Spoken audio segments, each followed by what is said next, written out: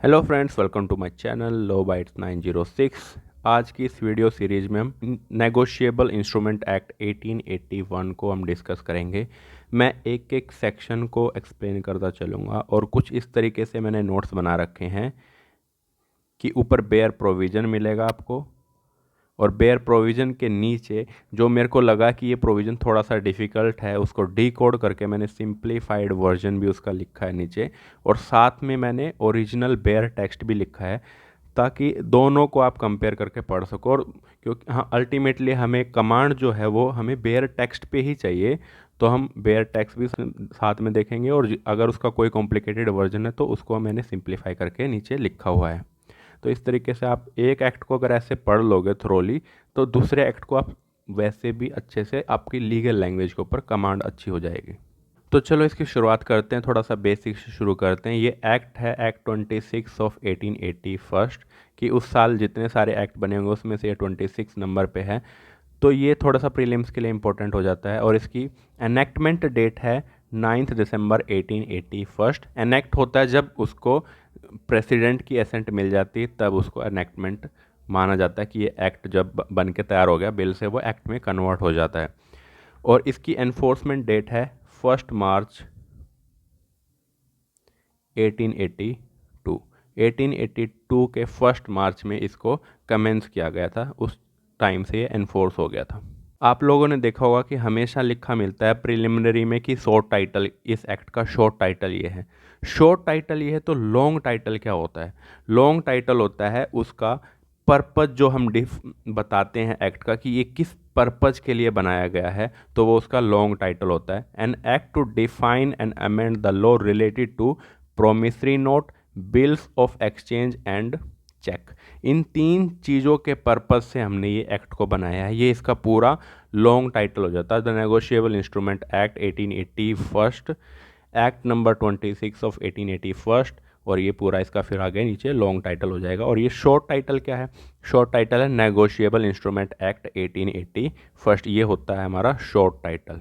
अब जैसा कि हमने पर्पज में ही देखा है कि इसका पर्पज क्या है, तीन चीज़ों के रिगार्डिंग इसका पर्पज है एक्ट का। प्रोमिसरी नोट्स के रिगार्डिंग बनाया गया है इसको, बिल ऑफ एक्सचेंज, और बिल ऑफ एक्सचेंज की एक टाइप होता है चेक। तो चेक भी क्या है, एक तरीके का बिल ऑफ एक्सचेंज ही है, उस पर्पज के लिए बनाया गया है। अब सेक्शन फर्स्ट के अंदर ही है कि उसका एक्सटेंट क्या होगा, इस एक्ट ये कहाँ कहाँ पे एप्लीकेबल होगा। होल ऑफ द इंडिया में एप्लीकेबल होगा ये एक्ट, बट इसका कोई भी प्रोविजन अफेक्ट नहीं करेगा section 21 of the Indian paper currency act, जो कि बाद में रिप्लेस कर दिया गया था reserve bank of India act 1934 के थ्रू। और दो चीज़ों पे एप्लीकेबल नहीं होता है, एक तो ये इंडियन पेपर करेंसी एक्ट का सेक्शन 21 पे एप्लीकेबल नहीं है। दूसरा, जो भी हमारे लोकल यूसेज होते हैं किसी भी बिजनेस पर्पज़ के लिए, जो हमने बनाए गए हैं पहले से रूल रेगुलेशन जैसे चलते आए हैं, सपोज करो जैसे हुंडी है, हुंडी का इसमें कोई जिक्र नहीं है नेगोशिएबल इंस्ट्रूमेंट एक्ट में, लेकिन हुंडी भी एक तरीके का क्या होता है, नेगोशिएबल इंस्ट्रूमेंट होता है।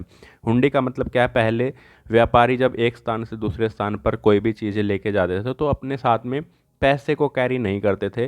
सपोज करो प्लेस ए में कोई एक साहूकार है बड़ा, और प्लेस बी में कोई दूसरा साहूकार है। अब इन दोनों के आपस में कुछ न कुछ बिजनेस रिलेशन रहते हैं। अब मेरे को यहाँ से दूसरे स्थान पे जाना है, बी के पास जाना है, तो मैं ए को पैसे दे दूंगा 10,000 रुपये, और मैं इसको बोल दूंगा कि 10,000 रुपये की मेरे को हुंडी बना के दे दो। एक तरीके का प्रोमिसरी नोट्स ही होता है, जैसे चेक होता है, सिंपल वैसे ही है कि ए को मैं 10,000 रुपये दे दूंगा और वो एक कागज़ पे मेरे को लिख के दे देगा कि बी से तू 10,000 रुपये ले लेना। तो मेरा जो आने में, यहाँ से ए के पास से बी के पास तक जाने में मैं सिक्योर रहूँगा, उस पेपर की वैल्यू रहेगी, ना कि मेरे को कैरी नहीं करना पड़ेगा 10,000 रुपये को। तो रास्ते में कोई चोरी चकारी का डर नहीं रहेगा मुझे।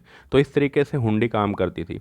अब हुंडी का नेगोशिएबल इंस्ट्रूमेंट एक्ट में कोई भी प्रोविज़न नहीं दिया हुआ है कि हुंडी भी एक तरीके का नेगोशिएबल इंस्ट्रूमेंट होता है। तो हमने देखा कि दो चीज़ों के ऊपर वैलिड नहीं है, मतलब कोई भी दो चीज़ों को अफेक्ट नहीं करेंगे इस एक्ट के प्रोविज़न। एक तो इंडियन पेपर करेंसी एक्ट का सेक्शन 21, और जो भी हमारे लोकल यूसेज हैं उनके ऊपर भी एप्लीकेबल नहीं होगा। लेकिन इसी में प्रोवाइडेड दैट करके दिया हुआ है कि सपोज करो उस हुंडी के ऊपर ही मैं लिख दूं कि ये जो हुंडी है ये गवर्न की जाएगी किसके द्वारा, नेगोशिएबल इंस्ट्रूमेंट एक्ट के द्वारा। तो एप्लीकेबल उसके ऊपर हो जाएगा, तब नेगोशिएबल इंस्ट्रूमेंट एक्ट के सारे सेक्शंस उसके ऊपर लगेंगे। जिस तरीके से चेक बाउंस हो जाता है और हम नेगोशिएबल इंस्ट्रूमेंट एक्ट में जाते हैं, उसी तरीके से वो भी हुंडी भी नेगोशिएबल इंस्ट्रूमेंट में आ जाएगी। अगर तो उसके ऊपर मेंशन किया गया कि अगर कोई डिस्प्यूट अराइज होता है तो नेगोशिएबल इंस्ट्रूमेंट एक्ट के द्वारा इसको गवर्न किया जाए। तो इसकी हम एक बार बेयर रीडिंग भी ले लेते हैं। Provided that such usage may be excluded by any word in the body of the instrument, मतलब उस इंस्ट्रूमेंट पे हमें लिखना जरूरी पड़ेगा वर्ड्स के द्वारा कि इसके नेगोशिएबल इंस्ट्रूमेंट एक्ट के प्रोविजंस उसके ऊपर एप्लीकेबल हों, which indicate an intention that the legal relations of the party thereto, उसके बाद से shall be govern by this act, कि हम लिख देंगे उसके ऊपर कि अगर जो भी लीगल डिस्प्यूट अराइज होता है, लीगल जो भी रिलेशंस होंगे इस डॉक्यूमेंट के रिगार्डिंग, वो किसके द्वारा गवर्न किए जाएंगे, एनआई एक्ट 1881 के द्वारा गवर्न किए जाएंगे, तो उसके ऊपर एप्लीकेबल हो जाएगा। यहाँ पे मैंने सिंप्लीफाइड वर्जन लिखा हुआ है, आप इसको भी पढ़ सकते हो। अब सेक्शन 2 इसका रिपील हो रखा है। सेक्शन 3 इंटरप्रिटेशन क्लोज की बात करता है और उसमें सिर्फ एक ही वर्ड को एक्सप्लेन कर रखा है। बैंकर क्या होता है? Banker include any person acting as banker and any post office savings bank. ये दो ही चीज़ें इसके अंदर आती हैं, कोई भी पर्सन जो बैंकर की तरह काम करता है और पोस्ट ऑफिस सेविंग बैंक्स जो भी हैं, सेविंग बैंक्स है वो सारे किसके अंदर आ जाएंगे? बैंकर के अंदर आ जाएंगे।